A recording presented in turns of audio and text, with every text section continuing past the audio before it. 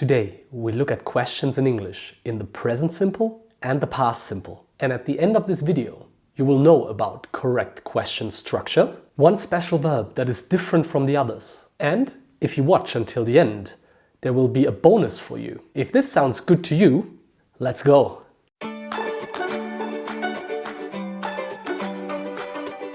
Hi and welcome to Teacher Phil, where I help people like you improve their English. Questions in English are something that many students have problems with when they start studying the language.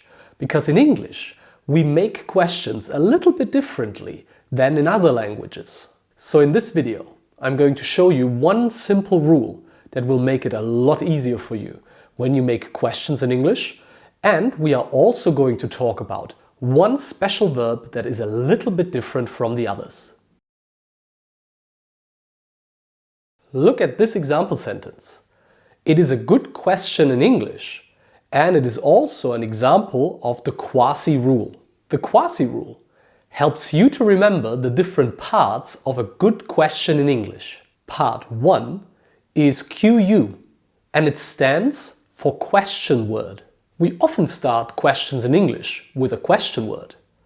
The most common question words are who, where, when, what, why and how. Look at some examples. We use who to talk about people, where to ask about places, when to ask about time, why to ask about reasons, what to ask about things or objects, and how to ask about the way we do something or the way something happens. Part 2 of the QuaSI rule is A, and it stands for auxiliary verb. Auxiliary verbs help us to make different verb forms. For example, we use do or does in present simple or did in the past simple. But there are other auxiliary verbs like have or has, as well as modal verbs like can, might or will. Part 3 of the QuaSI rule is S, and it stands for subject. The subject is usually the person or thing that does the action in a sentence. And we usually need a subject in every question in English.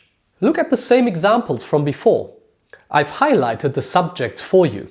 Part 4 of the QuaSI rule is I, and it stands for infinitive. When we make a question in English with an auxiliary verb in the present simple, do or does, or in the past simple, did, we use the infinitive of the main verb without to. Now you know what QuaSI means. But there's one special version of this rule, and I'm going to show you right now what it looks like. The special version of the QuaSI rule is called ASI. The letters still have the same meaning, but there is no question word. We call ASI questions yes-no questions or closed questions, because we can only answer them with yes or no. QuaSI questions, on the other hand, are called open questions, because we can answer them by giving a lot of information. Let's look at some examples. When does Phil work is a QuaSI question. It is an open question because we can give open answers. For example, Phil usually works in the morning, or Phil always works between 2 and 9 p.m. We can give a lot of information in open answers. Now look at this question. Does Phil work? There's no question word. So this is an ASI question. It is a closed question because we can only answer with yes or no. Here is another example of a QuaSI and ASI question. Look at the different answers. QuaSI questions have open answers and ASI questions have closed answers. Now you know the difference between QuaSI and ASI questions. But there is one more thing that is really important that I want to talk to you about. When we make questions in English, we normally use the QuaSI or the ASI rule. But verb be is a little bit different. When verb be is our main verb and not the auxiliary verb, we have to be a little bit careful. Here are two examples of questions with verb be. There is no auxiliary verb in questions with verb be in the present simple or the past simple. In the first question, we use a question word, verb be, and a subject. Because we use a question word, it is an open question and we can give an open answer. For example, Phil is at home or Phil is in the park.